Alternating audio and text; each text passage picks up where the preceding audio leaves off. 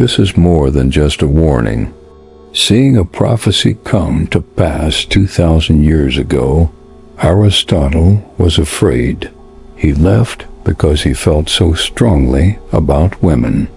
It is concealed in philosophy between lines, but now he's afraid that it's here, longer in the shadows. Alive, it's taking place at the now, and if you will be destroyed if you don't notice it. It is at the heart of Aristotle's anxiety. Aristotle didn't despise women, speak with resentment. He wasn't furious, was a man who studied philosophy and who saw he searched for profound human nature patterns, not with feelings but rather with clarity, and he could see women when he didn't notice what contemporary males do. He perceived raw beauty, charm, or tenderness. Power he witnessed an intense, emotional, enigmatic like water, like a storm, fire, which he thought both men and women were, not in a cruel way, but not in an equal function way, but to him in a structural manner. The form, structure, and masculinity are brought by the feminine is given that order, structure, and makes it a reality. He once remarked, the female is a male deformity. It may sound harsh, but this is what he intended to say, but didn't. He meant that women are bad or broken, have distinct ways of expressing dominance. Women fill the framework that men make with life, but the bad news is that occurs when a man loses his form. What happens if he becomes weaker? Aristotle's direction and aim thought that when the woman doesn't wait or try to repair it, doesn't gently help him return to his, she doesn't follow a man who's not strong. She steps, uncertain or bewildered. She advances, assumes the lead, and turns into the framework, and when that occurs, the whole universe starts to change. Not because women are bad that they are attempting to annihilate humans, but because nature dislikes a void and the manly fades. The feminine needs to take the space, its survival instinct. However, this is what frightened Aristotle the most. Primarily when the female leads for too long after feelings begin to influence the more than just reason. The basis of facts become erratic and truth becomes substituted with emotions that discipline receives comfort is swapped out, and mayhem ensues. The mask of freedom doesn't work. There are no explosives, yet it feels like an attack. It feels like progress when there are no conflicts. Seems affectionate, yet beneath that tenderness is the gradual, silent breakdown of manly. This is the change that Aristotle forewarned about, regarding a conflict between genders rather than a loss of equilibrium, because when waves of emotion dictate the course of the truth of civilization becomes malleable. Discipline turns when boundaries vanish into bewilderment, and by the time people awaken up, the world they used to create isn't longer theirs, nor because to its appropriation by coercion, but because they relinquished it unaware of it.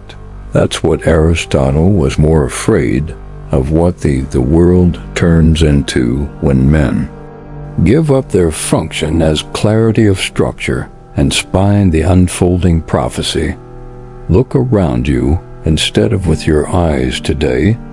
With your knowledge, something profound has changed, and the majority of individuals also oblivious to the fact that males are not in charge. They're reacting now. They're expressing their regret at becoming. Both men and women are not simply getting better. They are occupying the area left by men. You were told this was progress, yet you were abandoned. That if men and women were equal, restore the equilibrium that equality would restore. Everything except for what they failed to disclose to you. This equality was never it was a gateway at the goal, and what entered that doorway without balance was reversed, and males are now emotionally driven.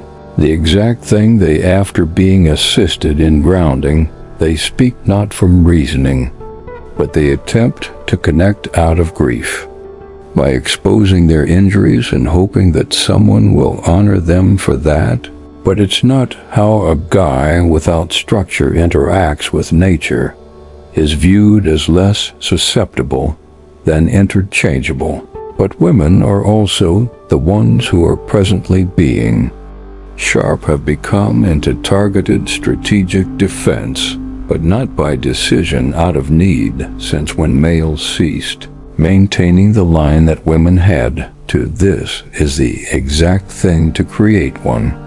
Aristotle was not concerned that women are, not because they are malevolent, but because males should never forget their role in inner organization, clarity, and serenity. Authority, the natural order, would by nature, feminine energy, is reversed. Erratic, strong, and passionate, and wild, but in order to grow securely, it requires a boundary. Without it, anarchy reigns, and when the feminine order vanishes, the void is filled with chaos, which is what your relationships are currently disintegrating. Boys growing softer, confused, and lost. Girls are getting harder and colder. The roles are changing from dominant to not, either because it's correct or incorrect, but because nature uses force to correct imbalance. This is not blame, nor is it hate. Are mankind living out the prophecy? The wave is now the anchor, and if this continues, we don't simply lose interactions in which we lose our polarity, we lose depth. Aristotle didn't fear women for this reason. Fearing men's quiet, he dreaded a period of time when men would get so uncertain about themselves, so they would part with their authority merely to gain favor. And it's time, brother. Now, why guys are losing, I'll be honest with you.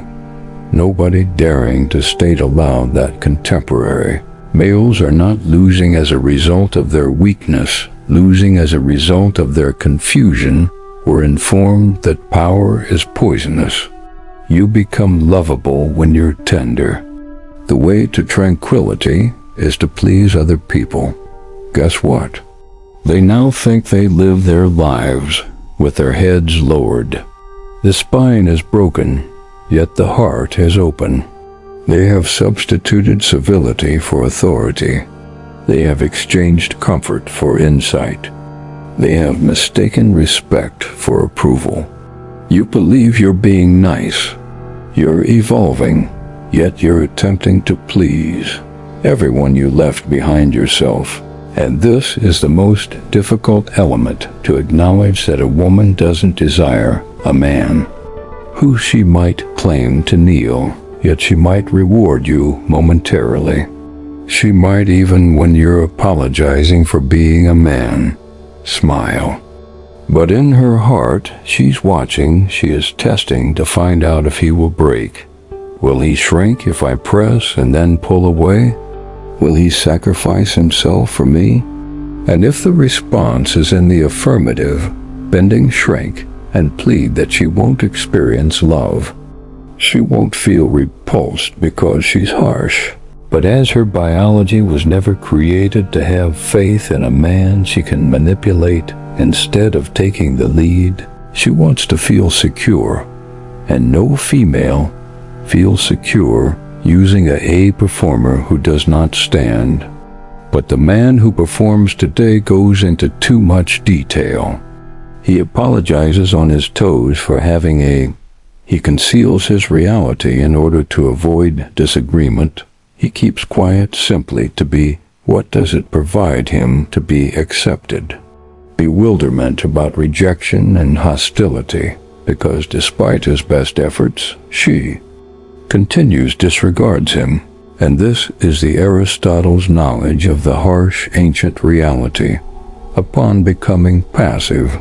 The manly, it doesn't make a woman softer, becomes more ruthless, colder, and sharper. Why? Since nature doesn't hold off until when the guardian fails, the nurturer takes over as the one who survives, hardens, and adapts. She gives up searching for safety and is lost in the process of becoming her own. The sacred tension of process polarity between order and strength and softness, leadership and flow and give up. It falls apart, not because she altered, but after he disappeared, he made an effort to be kind and get welcomed. Give her everything, with the exception of one item. She couldn't move, thus she needed a man the most. Recognize that this generosity is not a sign of weakness. Gentleness is not love and submission. Needs no collapse on your part. You don't have to bow down to receive affection. In order to get selected, you must recall the true definition of masculinity. Not obtrusive, noisy, or forceful, but still steadfast and unwavering, a presence that can be put to the test without breaking is only when a man maintains his. Can a lady feel safe amid the flames at last? Sufficient to soften, and until you turn into that man, you'll continue to lose because to her hatred of you, but because she's not able to follow someone who has previously vanished. How can I get this balance back? This section isn't about placing blame on women, about asserting that women are superior than males or incorrect. It's about realizing how nature functions differently than society does. Men and women act as though it does in nature, possess several forms of power that women. Power is about connection and is emotional. She has a strong sense of intuition and influence, passes through feelings and perceives objects. Others fail to recognize the structural power of men. It concerns direction, stability, and he establishes order, clarity, and maintains the line. When everything breaks down, it's the natural. She flows and you have to hold her in balance. Shifts moods, so you need to stay composed. Emotionally challenges you. You have to see the fuller explanation for it without responding as a child. This is not a conflict between this dance is between a man and a lady. Polarity is a term for opposites, the push and pull that produces genuine interest. Believe in a genuine connection. But this is where today most guys fail because they give up there. After they cease to be solid, they turn into too gentle, too desperate to be admired, not for their evilness, but since they were never instructed on how to take care of themselves emotionally. So when a woman applies pressure, they fold, pulls away as she argues, and they become alarmed. They scream or plead, and what follows? She doesn't always take her body with her. However, she mentally disengages and departs. She emotionally loses faith in you. Why spiritually, since you become her biology is hidden from her instincts, is so old that it's programmed to look for strength to guide emotional safety is not just about words. It's about your vitality and whether she senses it is erratic when she feels compelled to take the lead. If she feels more, she won't appreciate you because you're grounded. Even if she still has feelings for you, notwithstanding maintains that profound regard for the person who maintains a relationship will end. And regardless of how kind or affectionate you are, no woman is able to remain faithful to a man she disregards others, not because she's self-centered, but due to the way she's constructed, similar to how you're designed to pursue a mission, not feelings. Then what's the response? Try to improve yourself as a guy by pursuing. Don't try to achieve success only to impress her. Just be louder, rougher, or more commanding. To feel in charge, which is insecure in disguise, becomes a source of respect, and that begins by solidifying within.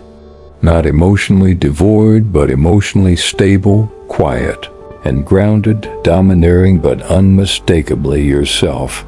When you turn into that man she can't get rid of, she is capable of crying if you threaten to go or question your authority. It's steam, but you're not chilled or moved, but focused, and at that precise time she feels secure once more, not because of you described yourself, but because you demonstrated to her in silence that you can handle her craziness without fear, storm without actually being it. What true masculinity feels like is how to restore the equilibrium that has been lost in the contemporary world, not because dominating ladies, but at last recalling your inner strength. She doesn't even know it's an emotional game. She is playing a test that most guys believe women take them to create drama, since they believe she's attempting to control, confuse, or manipulate people. But the truth is that even she is not entirely aware of the game. She is not playing for fun, harshness. It's an instinctive action. She doesn't have an old emotional instinct. She's testing you to break you. Should check to determine whether anything is genuine. She wants to sense a boundary inside of you. She wants to know if you will push her, fall, or will you stay still, because if you can't, you don't know who you are. Remain composed during her storms. If you're always responding to her emotions, then she refuses to feel secure in your company. She might want for excitement on the outside, but on the inside, she desires emotional support, guidance, and structure. Leadership. She could become emotional burn you. Not to ruin you, but to check to see how much heat you can handle. Relationships break down not because women exhibit excessive emotion, yet because men, you chase her despite having no emotional core. Approbation, you always try to soothe her. She is angry because you grant her authority, believing that's the definition of love, but she'd like to rest rather than take the lead. And your power, and power isn't noisy, it's still serene and not hostile. She is unflinching and doesn't want your money. She doesn't require your pity, doesn't give a damn about your flawless words. She desires for you to feel anchored, that under strain, your intellect won't crack punches that will prevent your heart from folding. When she withdraws, that your vitality doesn't rely on how she responds. Since the male, she appreciates that he isn't as chaotic as she is. He changes it, walks into the room, and as he speaks, the environment becomes softer. And people pay attention, not because he's noisy, but rather because the man is grounded in his energies. She doesn't trust the person pursuing her moods, but the individual who is able to maintain his when she decides to quit taking tests. She eventually relaxes and lets go because she has discovered a man who will not violate the idea that you have been deceived by ladies, but by your surroundings, by a system that takes advantage of your vulnerability, by a culture that makes money off of your perplexity, by entities that appear to be concerned about your development while covertly encouraging you into quiet tenderness and embarrassment. They want you to take the lead, not the other way around.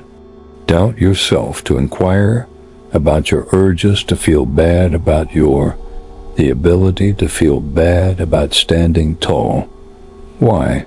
Since a lost man is simple to It's simple to dominate a man who lacks direction, control in a man who is dependent on her to maintain it.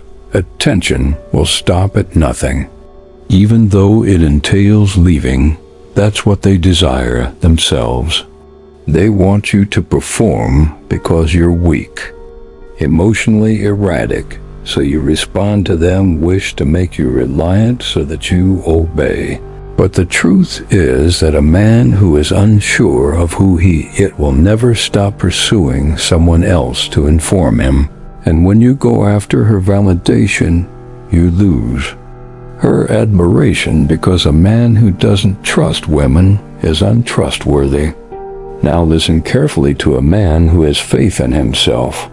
He doesn't pursue him with structure, doesn't plead or debate for the sake of learned that he remains intact when he emanates his presence as he pulls away, speaks more loudly than his own words.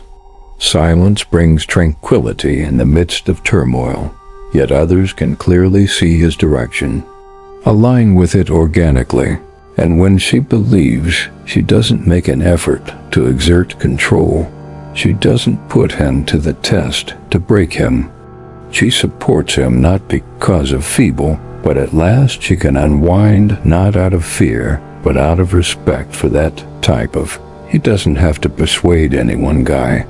He doesn't have to justify he is valuable, and that's the only type of love worth having is with a brother. Creating a relationship that isn't based on fear of losing her is not a relationship based on continuous acting in a way that goes beyond mere survival when you remain modest and amiable, but a love that blossoms from truth and power, from clarity. Thus, in the event that you believe you have, for those who have been bending for excessively long, if you feel depleted even when there are people all around you, but it's not, your shattered state is a result of you were asleep and didn't remember who you have forgotten what standing means. Determined to safeguard your mission, to remain composed in the face of fear, to live truthfully without having to endorsement of something deep within. You reading these lines stirred me. It sends a part of you recalls not only with your spirit as well as your mind that sensing a building fire in your chest silently from within is more than simply feelings. It's truth, memory, and a component of you who has always understood who you really are, even after years of being advised to forget that you are not weak. You are not broken, and it is not too late. Having been awake for a lengthy period, you might have been sleeping in spirit rather than in bodily. Moving might have allowed you to survive, living life according to the rules, seeking permission, but remaining silent to maintain the tranquility you might have been attempting to. The excellent man, the kind person, the one who doesn't create waves, but while carrying out every you lost touch with your inner self as a result. You lost your passion and your acuity, the weight and clarity of your own presence. Perhaps you were informed of your strength was excessive. Perhaps you were trained to question your voice. Perhaps we were taught that being a guy meant to be an issue. Therefore, you made an effort to remain little. You made an effort to be softer, calmer, more amiable. You attempted to close following your gut, and somewhere along the manner in which you began to lose your identity but in reality, you weren't. You were born to live that way, with vigor, purpose, and fire, having the innate desire to take the lead and construct, to defend, and to love honorably and profoundly. You can feel the heat from that fire in the chest is not harmful or incorrect. It's yours, and you shouldn't hide it. Let your genuine